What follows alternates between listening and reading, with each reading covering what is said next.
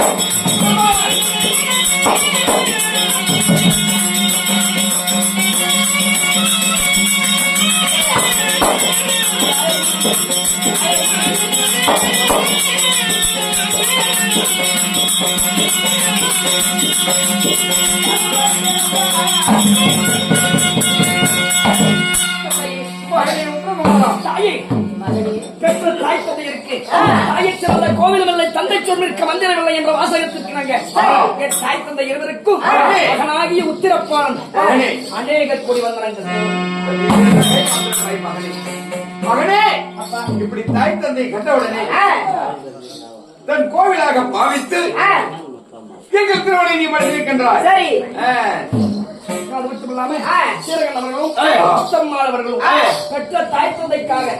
ஐயா உங்க பேரு மாறப்படையா சொத்து நன்மை செய்துள்ளா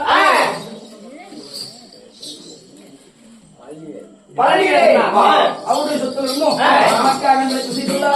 அவருடைய சீரம் சிறப்போடு செல்வ சிறப்போடு ஏற்பட மக்கள் போர்ப்படாக என்று பின்புட்டு சுகமாக வா எல்லாம் வல்ல ஆண்டவரை பிரார்த்திக்கிறோம்.